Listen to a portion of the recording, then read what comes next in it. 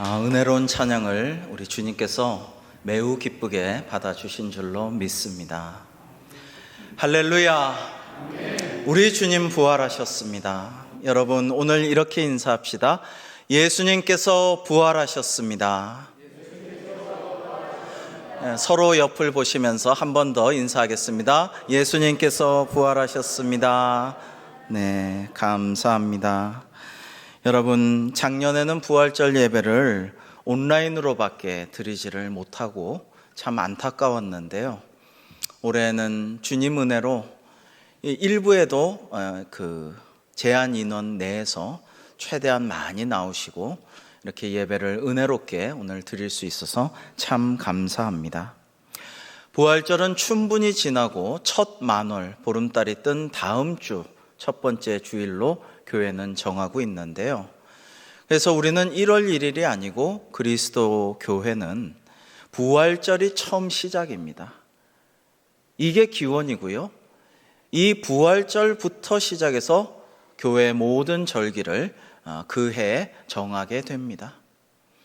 사실은 우리가 삶의 중심으로 삼고 있는 주일 역시 부활하신 주님, 안식 후 첫날 부활하신 주님을 찬양하고 기뻐하고 즐거워하고 경배하면서 매주일 작은 부활절로 주일을 지키고 있는 것입니다. 예수님께서는 십자가에서 고난당하시고 죽으신 후에 무덤에서 다시 살아나셨습니다. 오늘 본문 바로 앞인 마태복음 28장 1절에서 4절은 이렇게 증거하고 있습니다. 안식일이 다 지나고 안식 후 첫날이 되려는 새벽에, 이게 주일인 것이죠. 주님의 날인데 막달라 마리아와 다른 마리아, 아마도 예수님의 어머니 마리아였을 것입니다. 가 무덤을 보려고 갔더니 큰 지진이 나며 주의 천사가 하늘로부터 내려와 돌을 굴려내고 그 위에 앉았는데 그 형상이 번개 같고 그 옷은 눈같이 희거늘 지키던 자들이 그를 무서워하여 떨며 죽은 사람과 같이 되었더라고 증거하고 있습니다. 여러분, 예수님을 죽였던 사람들, 모의하고 작당하고 예수님을 희롱하고 고발하고 그렇게 했던 백성의 대제사장들과 장로들과 지도자들은 주님께서 말씀대로 사흘 만에 부활하실까 봐 빌라도 총독도 찾아가고 경비병들을 세워가지고 자신들과 함께 전전긍긍하면서 그 무덤 앞에서 무덤을 굳게 지켰습니다. 그런데 이렇게 천상의 존재가 큰 지진 가운데 하늘로부터 내려와서 간단히 돌을 굴려내버리고 그 번개 같은 천사가 그들을 사색이 되도록 무섭게 하고 떨게 만든 것입니다. 이어서 오늘 본문의 말씀인데요. 우리 5절부터 7절을 같이 읽겠습니다. 시작. 천사가 여자들에게 말하여 이르되 너희는 무서워하지 말라. 십자가에 못 박으신 예수를 너희가 찾는 줄을 내가 아노라. 그가 여기 계시지 않고 그가 말씀하시던 대로 살아나셨느니라. 와서 그가 누우셨던 곳을 보라. 또 빨리 가서 그의 제자들에게 이르되 그가 죽은 자 가운데서 살아나셨고 너희보다 먼저 갈릴리로 가시나니 거기서 너희가 배우리라 하라. 보라, 내가 너희에게 일렀느니라 하거늘. 아멘. 여러분, 천사가 이렇게 예수님의 부활을 알렸습니다.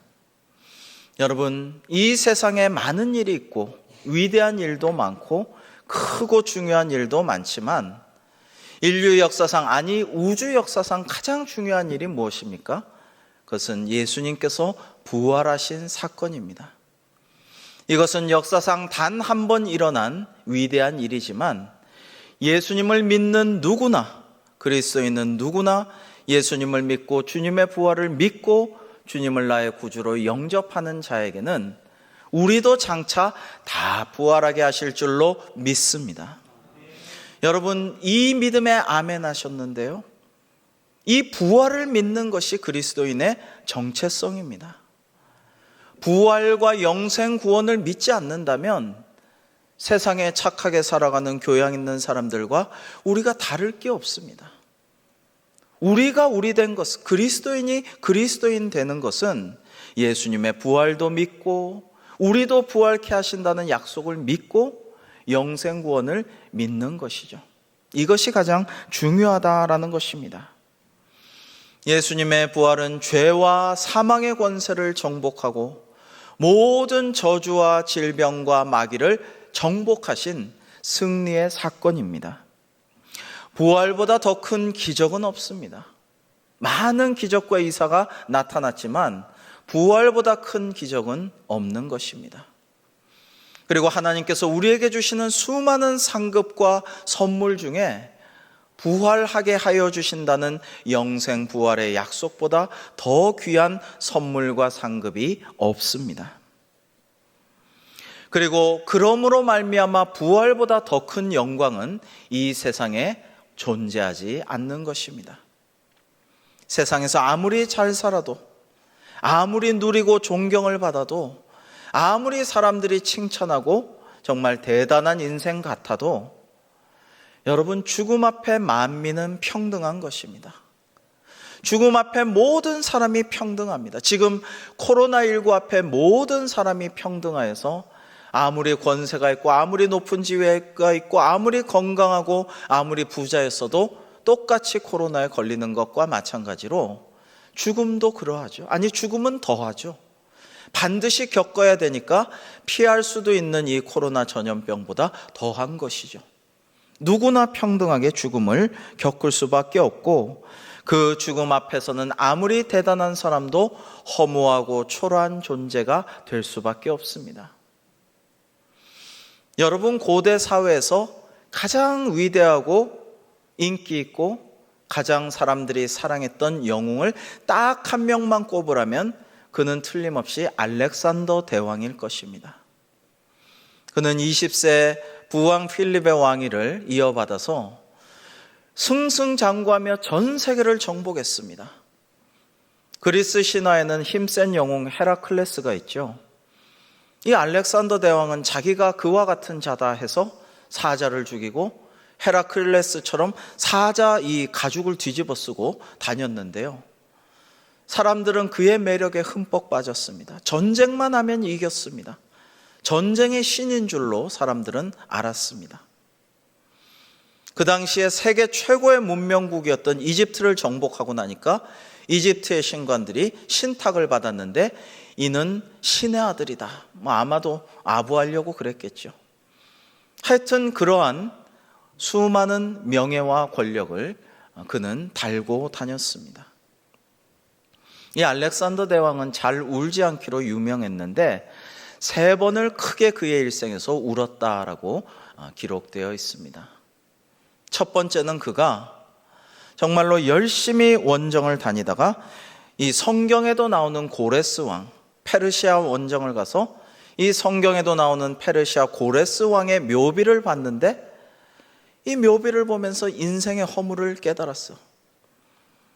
이 아리스토텔레스 철학자의 제자 아니겠습니까? 이 알렉산더 대왕이 인생의 허무함과 철학, 정말 덧없음을 느껴가지고 그 위대한 페르시아의 고레스 황제가 이렇게 묘비 하나 남기고 지금 허무하게 잠들어 있구나 하면서 그 앞에서 낙로하고 울었다라는 것입니다. 그 다음엔 인도에 정벌을 갔는데 그 인도를 다 석권할 수가 있었어요. 틀림없이 인도를 다 정복할 수 있는 상황입니다. 여기 인더스 강만 건너면 요거 도강만 하면 이제 다 정복하고 이제 다음 단계로 갈 수가 있었습니다. 그런데 이 마케도니아의 병사들이 다 지쳤어요. 너무나 종횡무진하면서 이 원정을 아프리카, 이집트, 페르시아, 이제 인도까지 거의 다 먹게 되었는데 너무너무 지치고 향수병이 나서 대왕이시여 우리 못 갑니다. 이제 더 이상 못 갑니다. 좀 만족하십시오. 죽여도 우린 못 갑니다. 이러고 완전히 나자빠졌어요. 아무리 어르고 달래고 인도의 보물을 다 너희들에게 주겠노라고 약속을 해도 안 됩니다. 근데 그 상황에서 알렉산더 대왕은 인더스 강가에 주저앉아가지고 엉엉 울고 말았다고 합니다. 야, 너무 허무하다. 너무 덧없구나. 어떻게 이거를 나를 따라주지를 않는단 말이냐라면서 그렇게 슬피 울었다고 합니다. 마지막 세 번째 울음은요, 그가 종종 장병들과 씨름을 즐겼다고 하는데요, 그날은 힘센 장군이 알렉산더 대왕을 번쩍 들어서 모래사장에 콱 패대기를 쳤다고 합니다. 그런데 매다 꽂힌 자리를 이렇게 보면서 알렉산더 대왕이 구슬프게 울어댔다고 합니다. 그 왕을 매다 꽂은 그 장군이 너무 민망해서 대왕이시여 왜 이렇게 우십니까? 아파서 우십니까? 창피해서 우십니까? 너무 민망하네요. 왜 이렇게 우십니까? 라고 묻자 알렉산더 대왕은 그런 게 아니라 이제 내가 매다 꽂힌 이 모래 자국이 이 정도밖에 돼 있는데 한 평도 안 되는구나. 내가 전 세계를 정복하고 제국을 석권한들 무엇하랴. 이제 내가 죽어서 요만한 땅에 묻힐 것을. 그것이 너무 허무해서 운다라고 울었다라는 이야기가 있습니다. 여러분, 정말 자기의 죽음을 예감하고 울었던 것일까요? 그는 바벨론에서 갑자기 찾아온 질병 때문에 33세 너무나도 젊은 나이에 급사하고 말았습니다. 정말로 허무한 죽음이었습니다. 알렉산더는 사회동포주의, 그러니까 만민이 다 평등하다라는 아주 선진적이고 민주적인 그런 관념을 가지고 전 세계를 정복해 갔다고 합니다. 아마 그가 오래 살았다면은 정말 중국이나 먼 데까지 다 세계를 정복하고 모두가 평등한 사회를 이뤘을지도 모르죠. 그러나 그는 33세라는 아주 이른 나이에 덧없이 급사하고 말았습니다. 아까 우리가 천사의 말을 들었습니다. 주께서 누우셨던 자리를 보라 했습니다. 알렉산더도 영감을 가지고 자기가 매다 꽂혔던, 방금 누웠던 그 모래 자리를 보면서 죽음을 떠올렸던 것이죠.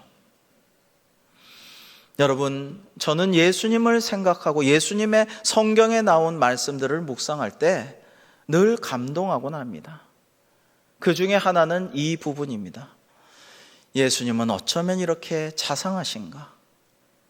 예수님은 어쩌면 먼저 늘 인사해 주시고 안부를 물어주시고 그 죄인들과 보잘것없는 왕따 여인, 소외받은 사람들, 아파서 전전긍긍하는 그런 분들의 때로는 민족의 반역자로서 손가락질 받는 세리, 이런 사람들의 말에 귀담아 주시는가?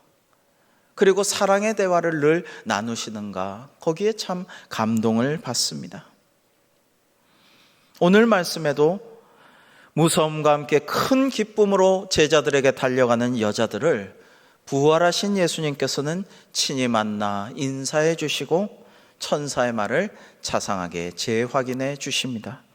우리 8절에서 10절 말씀 같이 한번 읽으실까요? 시작.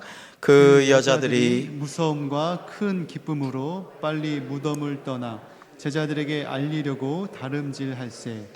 예수께서 그들을 만나 이르시되 평안하냐 하시거늘 여자들이 나아가 그 발을 붙잡고 경배하니 예, 예수께서 이르시되 무서워하지 말라. 가서 내 형제들에게 갈릴리로 가라 하라. 거기서 나를 보리라 하시니라. 아멘. 참으로 자상하신 주님 아니십니까? 평안하냐 하시고 무서워하지 말라 하시고 그리고 말씀을 전하시고는 그것도 제자들에게 그 녀석들, 나를 다 배신하고 뿔뿔이 도망갔던 그놈들 뭐 이렇게 말씀하시는 게 아니라 내 형제들에게 더 자상하게 말씀하시고 거기서 나를 보리라 말씀하십니다. 그러면 갈릴리에서 예수님은 약속대로 만난 제자들에게 무슨 말씀을 하셨을까요? 마태복음 28장 16절 이하에 이렇게 기록되어 있습니다. 11 제자가 갈릴리에 가서 예수께서 지시하신 산에 이르러 예수를 배웠고 경배하나 아직도 의심하는 사람들이 있더라. 예수께서 나와 말씀하여 이르시되 하늘과 땅의 모든 권세를 내게 주셨으니 우리 같이 읽겠습니다. 시작. 그러므로 너희는 가서 모든 민족을 제자로 삼아 아버지와 아들과 성령의 이름으로 세례를 베풀고 내가 너희에게 분부한 모든 것을 가르쳐 지키게 하라. 볼지어다 내가 세상 끝날까지 너희와 항상 함께 있으리라 하시니라. 아멘. 여러분, 예수님께서는 모든 사람을 제자 삼고 복음을 전하라라고 말씀하셨습니다. 그리고 참 은혜로운 말씀을 하십니다. 내가 세상 끝날까지 너희와 항상 함께 있으리라라고 하신 것입니다. 여러분, 하나님께서 우리와 항상 함께 하시는 것이 무엇입니까? 임마누엘입니다. 임마누엘 되셔서 우리에게 오셔서 성육신 하시고 우리와 함께 사신 주님께서 돌아가신 후에도 부활하셔서 제자들에게 나타나셔서 하시는 말씀은 내가 너희와 항상 함께 하리라 라는 약속이었습니다. 살아계신 주님께서 오늘도 우리와 함께 하신 줄로 믿습니다. 여러분, 그것이 얼마나 위로가 되고 얼마나 힘이 되고 우리에게 소망이 됩니까? 그래서 세상의 위협이 우리에게 진정한 위협이 될 수가 없는 것입니다.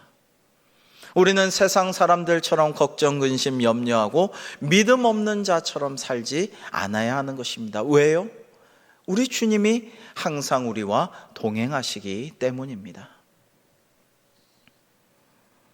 복음서뿐만 아니라 사도행전에서도 부활하신 예수님께서 제자들을 만나주신 기사가 나옵니다. 사도행전 1장 3절에는 그가 고난받으신 후에 또한 그들에게 확실한 많은 증거로 친히 살아계심을 나타내사 40일 동안 그들에게 보이시며 하나님 나라의 일을 말씀하시니라. 그런데 이렇게 하셨는데 제자들의 반응은 어떤가요? 우리 6절 한번 읽어보실까요? 6절입니다. 시작. 그들이 모였을 때 예수께 여쭈어 이르되 주께서 이스라엘 나라를 회복하심이 이때니까 하니. 아멘. 여러분, 우리가 사순절 시작부터 지금까지 주님의 공생애를 말씀 가운데 묵상해 왔습니다. 지난 주간 하나님이 주신 은혜 가운데 고난주간 새벽 기도에도 잘 마칠 수가 있었습니다. 근데 우리가 그 와중에 늘 부딪히는 그 모습이 있어요. 그게 뭡니까? 예수님께서는 늘 하나님 나라의 일을 말씀하고 계십니다. 지금 부활하셔도 무려 40일간 많은 증거 가운데 하나님 나라의 일을 가르치십니다. 하나님의 뜻을 가르치시고 하나님의 역사하심을 보여주시고 하나님의 의도를 밝히 깨우쳐 주시는데요, 제자들은 부활하신 주님을 만나고서도 묻는 것이 주여 이스라엘 나라를 회복하심이 이때입니까? 그들은 여전히 유대 민족이 사랑하고 기대하는 메시아를 기다리고 있는 것입니다. 여전히 이스라엘 우리나라를 회복시킬 것이 이제 오신 것입니까? 이렇게 여쭤보고 있는 것입니다. 이제는 로마 제국 물러나나요? 이제는 우리 독립국가 되나요? 우리는 부강해지나요? 그리고 그때가 되면 저희들은 총리도 하고 장차관도 하고 이제 주님 곁에서 잘 먹고 잘 살 수 있나요? 늘 관심이 거기에 있는 것입니다. 여러분, 유대적 메시아에 대한 국수주의적인 민족주의적인 생각에서 벗어나지 못하고 있는 제자들에게 예수님께서는 이렇게 말씀하십니다. 7절에 이르시되 때와 시기는 아버지께서 자기의 권한에 두셨으니 너희가 알 바 아니요. 그리고 8절 말씀 같이 읽겠습니다. 시작. 오직 성령이 너희에게 임하시면 너희가 권능을 받고 예루살렘과 온 유대와 사마리아와 땅 끝까지 이르러 내 증인이 되리라 하시니라. 아멘. 여러분, 예수님은 계속 하나님께서 이 땅을 우리를 다스리시는 하나님의 나라를 말씀하시고 하나님의 뜻을 말씀하시고, 제자들은 계속 이스라엘 나라를 언제 회복하시고 언제 우리는 장차가 납니까? 이런 생각에 사로잡혀 있을 때 언제 주님의 참제자로 제자들이 변모하게 됩니까? 성령께서 임하셨을 때입니다. 성령님께서 오시고 성령님께서 제자들을 완전히 사로잡을 때에 비로소 베드로는 그 전에 베드로가 아니고 마태나 누가나 요한도 그 전에 제자가 아니게 되는 것이죠. 여러분, 이것을 기억하셔야 됩니다. 역시 성령 충만하여 온 세상에 부활하신 주님의 증인이 되라는 말씀입니다. 아까 우리가 오늘 참 주일 예배, 모든 예배 가운데 찬양이 참으로 은혜로운데요, 부활 찬송으로 161장을 우리가 불렀습니다. 근데 이 161장 찬송에는 사연이 있습니다. 이 곡을 작사 작곡한 이 필립 폴 블리스라는 분이 성령님의 영감을 받아서 사도행전 1장 9절부터 11절의 말씀을 읽고서 성령 충만하여서 지은 찬송인 것입니다. 우리 사도행전 1장 9절부터 11절을 교독하시겠습니다. 이 말씀을 마치시고 그들이 보는데 올려져 가시니 구름이 그를 가리어 보이지 않게 하더라. 올라가실 때에 제자들이 자세히 하늘을 쳐다보고 있는데 흰 옷 입은 두 사람이 그들 곁에 서서 함께 이르되 갈릴리 사람들아 어찌하여 서서 하늘을 쳐다보느냐. 너희 가운데서 하늘로 올려지신 이 예수는 하늘로 가심을 본 그대로 오시리라 하였느니라. 아멘. 여러분, 이 필립 폴 블리스라는 분은요, 1838년 미국 펜실바니아주 작은 마을의 가난한 집에서 태어났습니다.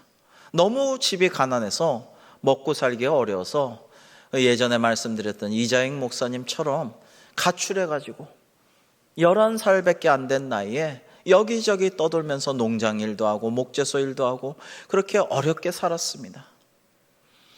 근데 떠돈 지 1년 만에 12살 때 예수 그리스도를 나의 구주로 진심으로 영접하는 성령님의 역사가 있었습니다. 그래서 그는 그때부터 음악을 공부해서 뉴욕 음악사범학교를 졸업하고 그리고 23세 음악교사가 된 이래로 계속해서 찬송가를 만들었어요. 작시도 하고 작곡도 하고 자신이 부르면서 하나님께 영광 돌려드렸습니다. 그의 찬송은 많은 사람들이 사랑하였고 유명한 전도자 무디 목사님도 늘 함께 다니기를 청하여서 같이 사역을 하기도 하였습니다. 대표작으로 찬송가 298장 속죄하신 구세주를 작사하였고요, 84장 온 세상이 캄캄하여서를 작사 작곡했고, 저도 너무나 사랑하는 찬송가 311장 내 너를 위하여를 작곡하였습니다. 근데 이분이 찬송가를 잘 부르고 작사 작곡하고 찬양 사역자로서 수고하고 있는데 어느 날 의뢰가 들어왔어요. 이제 어거스타 조지아라는 곳에서 6,000명이 부활절 기념 대예배를 드리려고 하는데 여기에 좀 찬송가를 만들어 오셔서 불러주십시오, 이렇게 부탁을 받았습니다. 이분이 기도하고 말씀 묵상하다가 앞서 우리가 함께 읽은 사도행전 1장 9절에서 11절의 말씀, 이 말씀을 읽다가 성령 충만하여서 작사 작곡한 것이 바로 할렐루야 우리 예수 찬송가 161장입니다. 화면을 한번 보여주시죠. 우리 악보를 보시면 이 할렐루야 우리 예수는요, 할렐루야 우리 예수 이렇게 1, 2, 3절 모두 주님을 찬양하면서 하나님을 찬양하면서 부활하신 주님을 송축하면서 곡을 시작하고 있습니다. 그리고 보시면 1절에서는 부활 승천하셨네, 천사 화답하도다, 사망 권세 이겼네 하면서 예수님의 부활하신 역사적인 사건, 그 과거의 위대한 사건을 통해서 주님을 송축하고 있고요, 2절에서는 할렐루야 우리 예수 왕의 왕이 되시고 성령 증거하시네, 처음 열매 되셨네 하면서 현재 살아계신 주님께서 우리의 왕이 되시고 성령님께서 그것을 우리 마음에 조명하시고 증거하신다라고 현재적인 찬양을 드리고 있습니다. 그 다음에 세 번째 3절에서는 할렐루야 우리 예수 죄인을 주가 일으키시네, 우리 구주 부활하사 영광 주로 오시네. 그러니까 부활하신 주님이 다시 오실 예수님이시기도 함을 미래까지도 찬양을 하고 있는 아주 장엄한 위대한 찬송이라고 할 수가 있습니다. 이 블리스가 38세 되던 1876년 이제 봄에 오늘날과 같은 때죠. 이 봄이죠. 춘분 후 만월 다음 첫 주일이니까 그 어거스타 조지아에서 대규모의 부활절 축하 예배를 할 때 6,000명 군중 앞에서 자기가 작사 작곡한 이 찬송가를 부를 때 모든 회중이 환호하고 박수치고 즐거워하면서 우리도 가르쳐 주십시오 이래가지고 이 찬양을 즉석에서 가르쳐줘서 회중들이 바로 배워서 함께 장엄한 찬양을 같이 드렸다라고 합니다. 그 이후로 이 161장 찬양은 부활절만 되면 애창되는 위대한 찬송가로 남아 있습니다. 여러분, 그런데 그해 12월에 블리스는 사랑하는 아내와 기차 여행을 하고 있었는데요. 갑자기 기차가 전복되면서 철교 위에, 높은 철교 위에서 추락하는 상황이 되었습니다. 블리스는 재빨리 기차 밖으로 탈출하였는데 보니까 아내가 탈출하지 못하고 남아 있었어요. 그는 아내를 구하러 당장 그 기차로 되돌아갔다가 그만 떨어지고 만 기차 안에 갇혀서 죽고 말았다라고 합니다. 여러분, 아까 우리가 고대 사회에서 가장 위대한 영웅 알렉산더에 대해서 잠깐 살펴보았습니다. 이 젊은 알렉산더의 죽음은 참으로 허무하다라고 느껴졌죠. 그러나 이 블리스의 죽음은 허무하지 않습니다. 그는 예수님의 부활을 확실히 믿었고 이 부활 찬양의 내용을 보면 자신도 부활하게 될 것을 확실히 믿었고 과거에 부활하셨던 주님이 지금도 살아계시고 나중에 또 재림하실 주님임을 확실히 믿기 때문에 그는 아마도 천군 천사와 여러 성도들과 함께 천국에서 영원토록 우리 주님을 찬양하고 있을 줄로 믿습니다.